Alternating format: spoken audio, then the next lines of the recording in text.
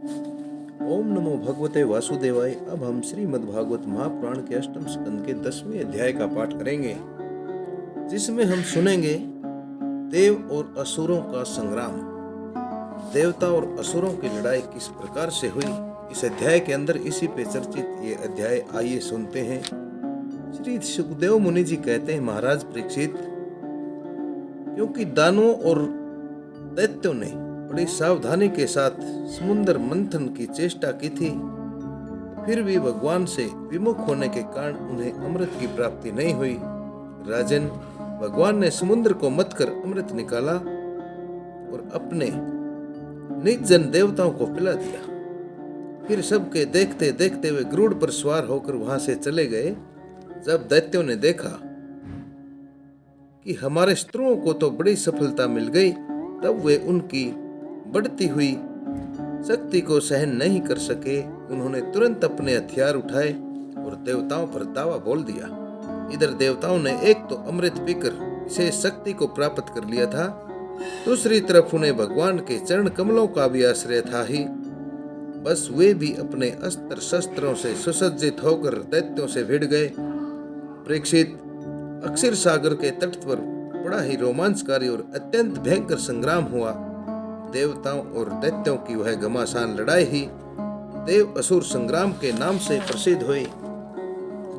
दोनों ही एक दूसरे के प्रबल शत्रु हो गए थे। दोनों ही क्रोध से भरे हुए थे। एक दूसरे को आमने सामने पाकर तलवार, बाण और अन्य अनेकानेक अस्त्र शस्त्रों से आपस में चोट पहुंचाने लगे। उस समय लड़ाई में शंख, तुरही, मृदंग, नगाड़े और डमरू बड़े जोर से बजने लगे। हाथियों की चिंगाड़ें, घोड़ों की हिनहिनाहटें, रथों की घरघड़ाहट और पैदल सेना की चिल्लाहट से बड़ा कौतूहल मच गया। युद्ध भूमि में रथियों के साथ रथी, पैदल के साथ पैदल, घुड़सवारों के साथ घुड़सवार और हाथी वालों के साथ हाथी वाले भिड़ने लगे। उनमें से कोई कोई वीर ऊंटों पर, हाथियों पर और गधों पर चढ़ चढ़ कर लड़ने लगे, तो कोई कोई घोर मृग, भालू, बाघ और शेरों पर बैठकर लड़ने लगे। कोई कोई सैनिक गीद, कंक, बगुले, बाज और भास पक्षियों पर भी चढ़े हुए थे, तो बहुत से तिमिंगल, मच्छ, सरब, भैंसे, गेंडे, बैल, नील गाय और जंगली सांडों पर भी सवार थे। किसी किसी ने सियारिन, चूहे, गिरगिट और खरहों पर भी सवारी कर ली थी, तो बहुत से मनुष्य, बकरे, कृष्णसार, मृग, हंस और सूरों पर भी चढ़ गए थे। इस प्रकार जल, स्थल और आकाश में रहने वाले तथा देखने में भयंकर शरीर वाले बहुत से प्राणियों पर चढ़कर कई दैत्य दोनों सेनाओं में आगे आगे घुस आए। परीक्षित, उस समय रंग बिरंगी पताकाओं, सप्टिक मणि के समान सफेद निर्मल छत्रों, रत्नों से जड़े हुए दंड वाले बहुमूल्य पंखों, मोर पंखों, चंवरों और वायु से उड़ते हुए दुपट्टों, पगड़ी, कलंगी, कवच, आभूषण और सूर्य की किरणों से अत्यंत चमकते हुए उज्जवल शस्त्रों और वीरों की लाइनों के कारण, वीरों की पंक्तियों के कारण देवता और असुरों की सेनाएं ऐसी शोभायमान हो रही थी मानो जल जंतुओं से भरे हुए दो महासागर लहरा रहे हों। परीक्षित, युद्ध भूमि में दैत्यों के सेनापति विरोचन के पुत्र बलि दानव के बनाए हुए वहायस नामक विमान पर सवार होकर आए। वह विमान चलाने वाले की जहां इच्छा होती थी वहीं चला जाता था। युद्ध की समस्त सामग्रियां उसमें सुसज्जित थी। परीक्षित, वह इतना आश्चर्यमय था, अर्थात वो विमान इतना आश्चर्यमय था कि कभी दिखलाई पड़ता तो कभी अदृश्य हो जाता था। इस समय वह कहाँ है?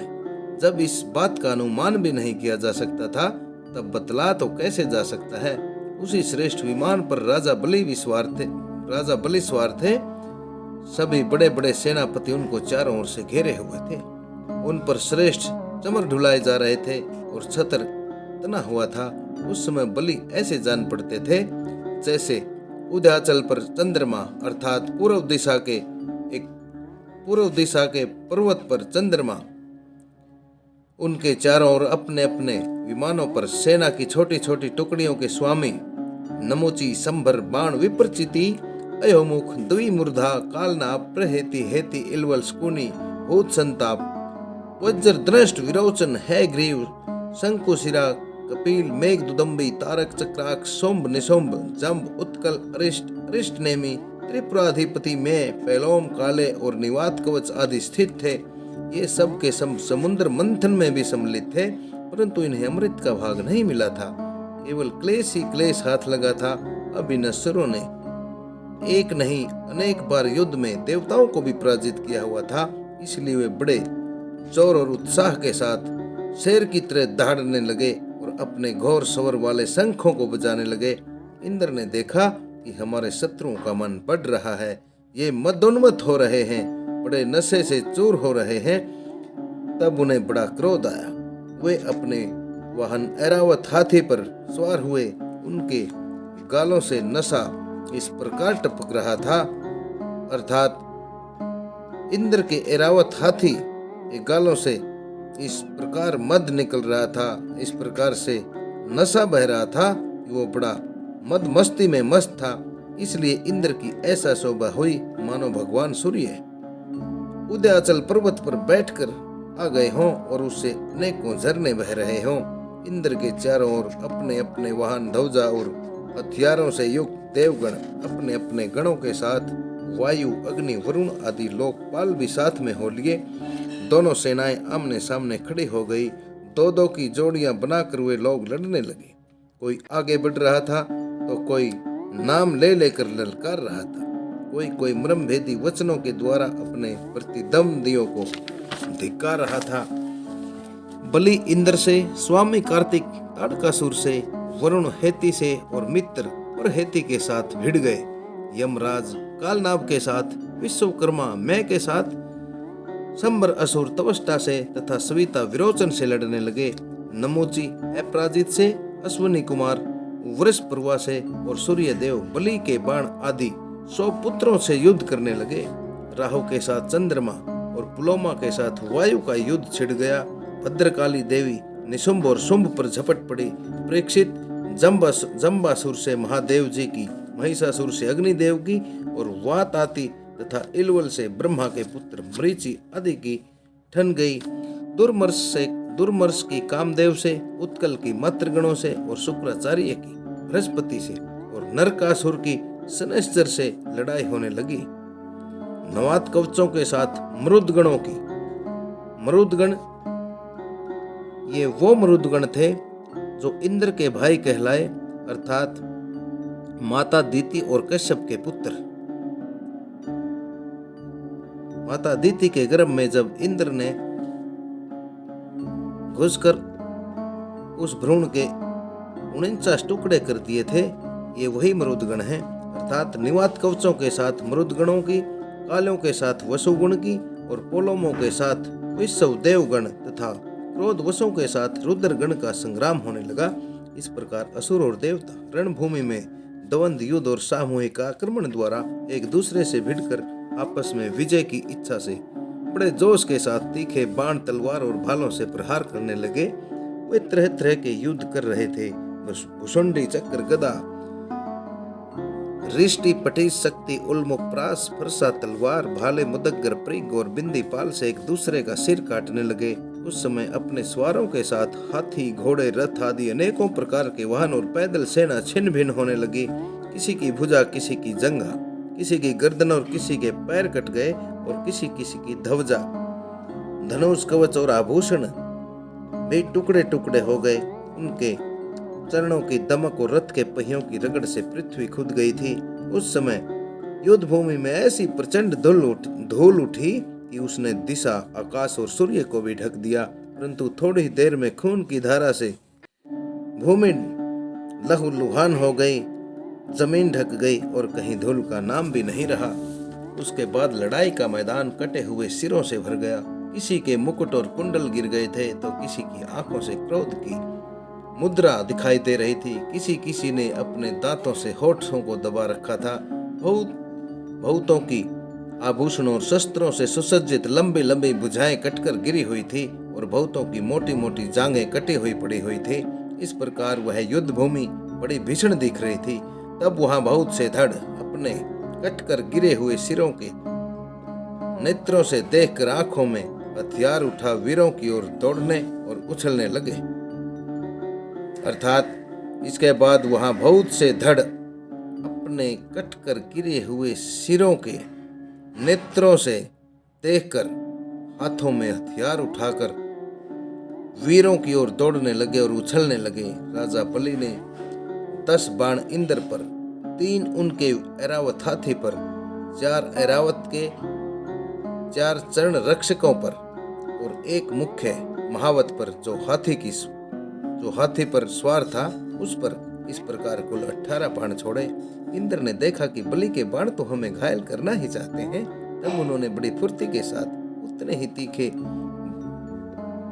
भल नामक बाणों से उनको वहां तक पहुंचने के पहले ही हंसते हंसते काट डाला।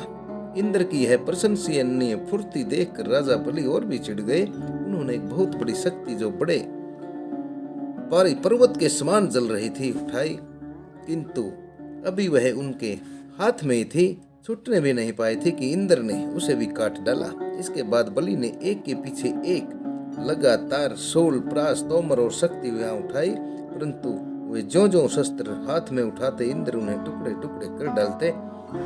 इस हाथों के शस्त्रों से इंद्र का ऐश्वर्य और भी चमक उठा था। परीक्षित अब इंद्र की फुर्ती से घबराकर पहले तो बलि अंतर ध्यान हो गए, फिर उन्होंने आसुरी माया की सृष्टि कर डाली। तुरंत ही देवताओं की सेना के ऊपर एक बहुत बड़ा पर्वत प्रकट हुआ। उस पर्वत से ताव अग्नि से जलते हुए वृक्ष और टाक जैसे तीखे धार वाले चोटियों के साथ नकुली शिलाएं अर्थात नकुले पत्थर गिरने लगे।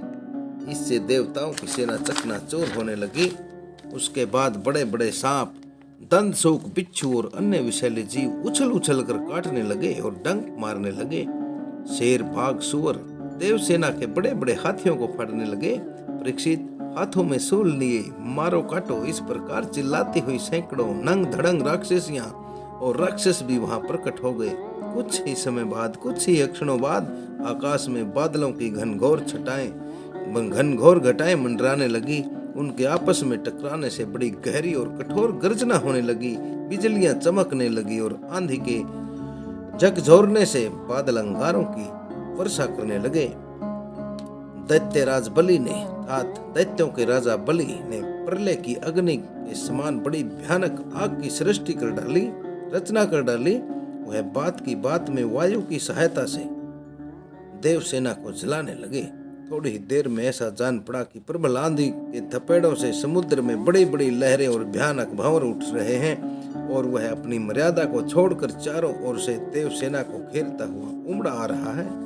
इस प्रकार जब उन भयानक असुरों ने बहुत बड़ी माया की सृष्टि कर डाली और स्वयं अपनी माया के प्रभाव से छिपे रहे, न दिखने के कारण उन पर प्रहार करना भी बहुत मुश्किल हो गया था, प्रहार भी नहीं किया जा सकता था। तब देवताओं के सैनिक बहुत दुखी हो गए।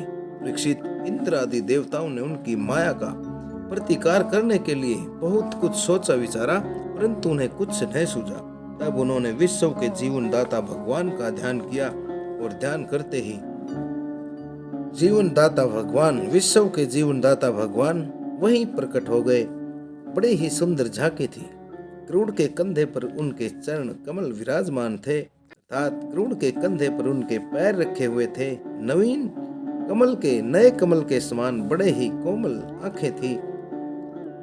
पीतांबर धारण किए हुए थे, अर्थात पीले कपड़ों से सुसज्जित थे। अपने 8 भुजाओं में 8 आयुध, गले में कौस्तुभमणि, मस्तक पर अमूल्य मुकुट एवं कानों में कुंडल झलमिला रहे थे। देवताओं ने अपनी आंखों से भगवान की छवि का दर्शन किया। परम पुरुष परमात्मा के प्रकट होते ही उनके प्रभाव से राक्षसों की वह कपट भरी माया दूर हो गई, विलीन हो गई और ठीक वैसे ही जैसे जग जाने पर सौपन की वस्तुओं का पता नहीं चलता। अर्थात जब हमारी नींद टूटती है तो सौपन में क्या हुआ था इसका नहीं पता चलता। ठीक किसी प्रकार से वो असुर थे जो अपनी माया से दिखाई नहीं दे रहे थे, भगवान के प्रकट होते ही उनकी सारी माया नष्ट हो गई और वो दिखाई देने लगे। ठीक ही है, भगवान की स्मृति समस्त विपत्तियों से मुक्त कर देती है। इसके बाद कालनेमी राक्षस ने देखा कि लड़ाई के मैदान में गरुड़ पर बैठे भगवान आ गए हैं। तब उसने अपने शेर पर बैठे बड़ी तीव्रता के साथ उनके ऊपर एक त्रिशूल चलाया। वह गरुड़ के सिर पर लगने ही वाला था कि खेल खेल में भगवान ने उसे पकड़ लिया और उसी त्रिशूल से उसके चलाने वाले काल नेमी दैत्य तथा उसके वाहन को भी मार डाला। माली और सुमाली दो दैत्य बड़े बलवान थे। भगवान ने युद्ध में अपने चक्र से उनके सिर भी काट डाले और वे निर्जीव होकर नीचे धरती पर गिर पड़े। उसके बाद माल्यवान ने अपनी प्रचंड गदा से गरुड़ पर बड़े वेग के साथ प्रहार किया, परंतु गर्जना करते हुए माल्यवान के प्रहार को भी भगवान ने चक्र से उसके सिर को भी धड़ से अलग कर दिया। इस प्रकार श्रीमद् भागवत महापुराण के अष्टम स्कंद का यह 10वां अध्याय आप सभी श्रोताओं द्वारा श्रवित किया गया, जिसके अंदर देवताओं और असुरों का संग्राम का वर्णन आप सभी द्वारा सुना गया। अगले अध्याय में 11वें अध्याय में देवताओं और असुरों के संग्राम की समाप्ति किस प्रकार हुई ये हम सुनेंगे।